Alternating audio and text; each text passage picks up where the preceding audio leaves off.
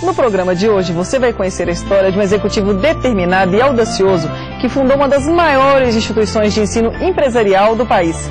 Ele se considerava um sonhador, um visionário, e foi se arriscando na construção de um futuro que ninguém enxergava que ele construiu uma trajetória de muito sucesso. O momento de decisão começa agora.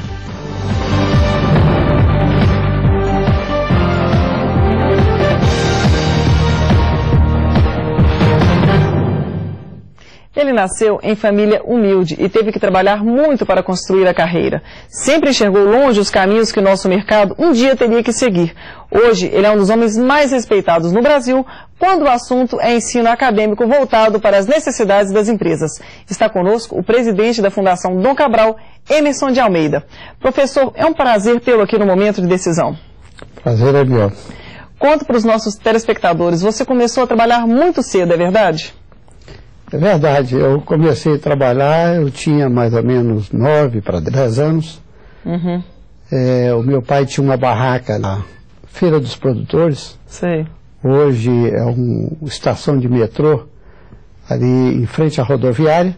E eu chegava do grupo escolar, 11 horas da manhã, minha mãe mandava eu trocar de uniforme, me dava o almoço, me entregava a marmita para levar para o meu pai, que estava trabalhando na Feira dos Produtores. Ele me pegava para ajudá-lo na barraca. E os outros irmãos ajudavam? Quantos irmãos você tem? Todos eles. Todo mundo ajudava? Somos 6 e todos eles trabalharam na feira. Bom, então você aprendeu a dar valor ao trabalho muito cedo. Muito cedo. Esse é um dos segredos do sucesso? A gente começar a trabalhar cedo, a convivência com o pai trabalhando? Eu acho que é, Liliane, eu acho que é. Eu valorizo muito o trabalho. Eu vejo que há oportunidade para todos, há sempre uma oportunidade de trabalho. Então eu vejo o trabalho como uma forma de você desenvolver a sua vida, a sua família e aquilo que você sonha fazer na sua vida. Em um dos seus primeiros empregos, você trabalhou como auxiliar de serviços gerais. Você acha importante ter começado de baixo? Eu fazia limpeza e fazia serviços gerais. Certo. E naquela época, eu tinha que chegar muito cedo, eu chegava às 7 horas da manhã, os funcionários, o gerente, o diretor chegavam às 8 horas, e eu chegava mais cedo. E eu tinha o hábito, naquela época, de fazer a limpeza rápida, varrer o escritório rápido, para poder sentar numa máquina de escrever, e escrever na máquina com 2 dedos, que eu ainda não sabia, não era datilógrafo ainda, é aquilo que eu imaginava fazer quando eu me tornasse adulto. Certo. E sonhava com coisas mirabolantes, né? Que eu faria uma fábrica de aviões e de lanchas que levariam a bandeira do Brasil para todo mundo, e ficava então naquele devaneio, né, de sonhar grande. Naquela época eu tinha 18 anos. E de um auxiliar você passou a repórter. Como é que foi isso? Eu trabalhava então na feira, depois de ter feito o exército, servir o exército, de 18 para 19 anos. Voltei a trabalhar com meu pai na feira e comecei a estudar no colégio municipal à noite. Né? E um belo dia, resolvemos lá no Colégio Municipal fazer um seminário, e onde eu como um dos coordenadores do seminário, levei algumas pessoas e fiquei conhecendo na época alguns jornalistas. Sim. E eu fiquei encantado pela profissão de jornalista. E acabei arrumando um emprego como repórter no antigo diário, o Diário Católico. E aí tive uma profissão, uma vida profissional como jornalista muito fértil. Eu trabalhei em jornal, trabalhei em televisão, trabalhei em rádio, terminando a minha carreira como jornalista quando eu me mudei do Brasil. Eu fui morar na França para fazer estudos de pós-graduação justamente na área de jornalismo. E que experiência você tirou dessa fase sua de jornalista? Liliane, foi muito rica. O jornalista é um fazedor de tudo. E em pleno regime militar, não é isso? Em pleno regime militar. E foi isso, aliás, que me fez deixar o país. Mas o jornalista é uma profissão que te dá uma visão geral muito grande. Sei. Te dá uma experiência em vários campos, né? É verdade. Eu fiz cobertura de política e de polícia. Certo. Eu fiz cobertura de economia, assim como também fiz necrológico de pessoas que haviam mudado de endereço, né? Então, isso te dá um aprendizado, um conhecimento, um relacionamento muito grande. E eu acho que isso foi extremamente importante no desenvolvimento da minha carreira nos anos que se sucederam. Que dificuldade você teve como repórter por trabalhar no regime militar? Liliane, eu nunca fiz nada que não fosse com muita paixão. Claro. Então eu me dedicava ao jornalismo 24 horas por dia. Eu vibrava com a profissão. Eu gostava muito do que eu fazia. Me lembro, por exemplo, de uma cobertura que fizemos quando o Costa e Silva, presidente da República, transferiu o governo federal para Minas Gerais, na época do governador Israel Pinheiro, e nós fizemos uma cobertura extremamente dinâmica, que teve um grande impacto, mas que deixou a comitiva presidencial, em especial o presidente Costa e Silva, muito aborrecido. Sim. Então, eu apenas estou me citando isso para dizer que eu me envolvia muito com o que eu fazia. Certo. E como havia muita censura na imprensa naquela época, isso foi em 68, 67, início de 69, e seguindo o exemplo de alguns colegas que já tinham ido fazer o curso de pós-graduação em jornalismo na França, eu também tomei a decisão de seguir esse caminho. Um pouco desiludido com a censura à imprensa naquela época. Aliás, a censura essa que parece que está querendo voltar aqui no Brasil em plena democracia e a partir de um governo que pregava justamente o contrário. O contrário, né? Mas se Deus quiser, não vai voltar, essa censura não vai voltar. E depois da França, então, você veio com novas ideias, não foi isso? Quando você fez, então, estudou e fez a pós-graduação na França, quais as ideias que você trouxe e implementou nessa época?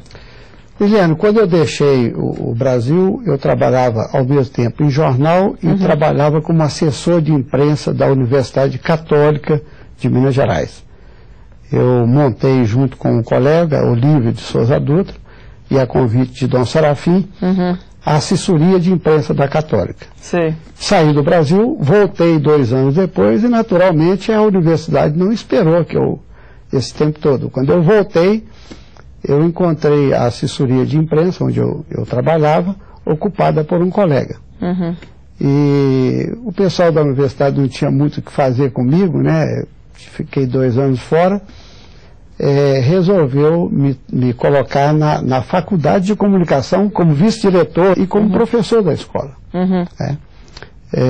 A minha presença, a minha experiência na Europa, na França, me alargou muito as ideias, me deu talvez inputs, talvez ideias que eu não tinha quando não tinha ainda essa experiência internacional. Foi então nessa época que você começou a visualizar o que seria o embrião da Fundação Dom Cabral? Não foi exatamente nessa época, mas foi um pouco depois.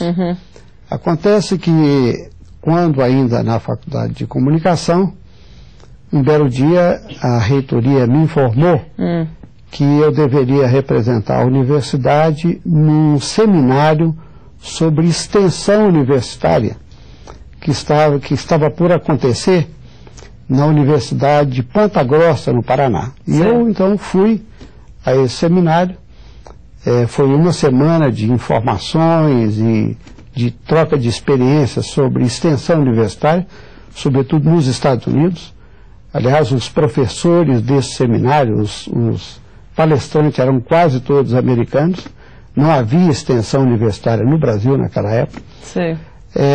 Então eu assisti àquele seminário, voltei, fiz um relatório que apresentei a Dom Serafim.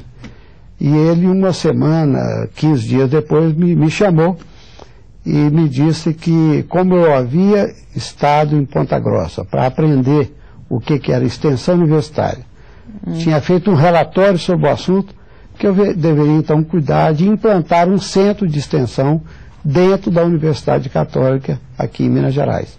E como é que a universidade recebeu esse centro de extensão? Dom Serafim sempre foi um entusiasmado muito grande por essa atividade. Nos deu no centro de extensão, que foi criado em 1972, uma cobertura muito grande, um apoio muito grande. E nós, então, no centro de extensão, com muito entusiasmo, a gente desenvolvia uma série de atividades. Atividade na área cultural, na área artística.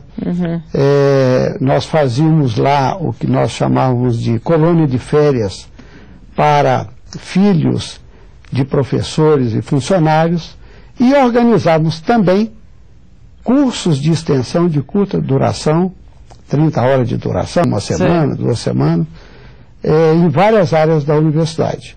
E em que ano, então, que esse centro de extensão se transformou na Fundação Dom Cabral? Foi em 1976, exatamente no dia 9 de agosto. E aí vocês mudaram de local, você saiu de lá onde estava para um prédio, como é que foi essa transição? Começou dentro da Católica, nós funcionamos durante 6 meses dentro do centro de extensão, que foi desmembrado, ele foi dividido em 2 partes. A parte que foi transferida para a Fundação Dom Cabral era a parte voltada para a empresa, tudo aquilo que no centro de extensão a gente fazia voltado para o mundo empresarial, foi transferido para a Fundação Dom Cabral.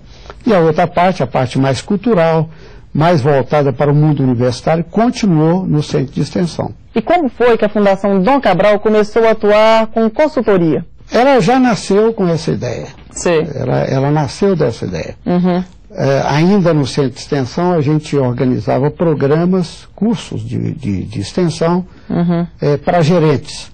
Era uma época, isso aí foi 74, 75, início de 76, que a economia brasileira crescia a olhos vistos, né? Crescimento de 11%, 12%. Aqui em Minas Gerais é a época de implantação da Fiat, de duplicação da produção da Uzi Minas. Enfim, havia um boom na economia muito grande. Então, aqueles cursos de extensão que a gente organizava para gerentes, para executivos, com 30, 40 vagas, apareciam 100 candidatos, 120.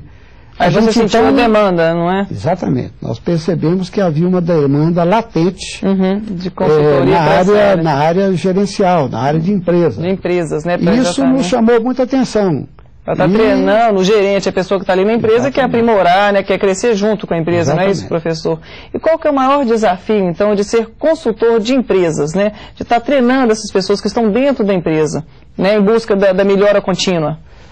Liliana, a nossa área é a área de educação de executivos. Nós não somos propriamente uma empresa de consultoria. Embora a Fundação Dom Cabral seja uma instituição não academicista. O que nós ensinamos é o dia a dia, é a prática da empresa. Então, nós percebemos que havia uma demanda muito grande para esse tipo de serviço e decidimos, com o apoio sempre de Dom Serafim, criar essa instituição independente da universidade, autônoma da universidade, para dar um sentido assim profissional àquilo que a gente fazia. Hoje vocês oferecem diversos cursos, né, em vários níveis. Então, um profissional que quiser fazer um curso de extensão, ele pode estar procurando a Fundação Dom Cabral, que ele vai achar um curso que se enquadre dentro do perfil dele, não é verdade? É verdade. Hoje nós passam pela Fundação Dom Cabral cerca de 10 mil executivos por ano em vários tipos de atividades. São programas abertos. Programas abertos é aquele que você vai e se inscreve. Você, executivo de uma empresa, ou uma empresa inscreve o seu funcionário para fazer o programa. E vocês têm curso no Brasil inteiro? Vocês têm salas no Brasil inteiro?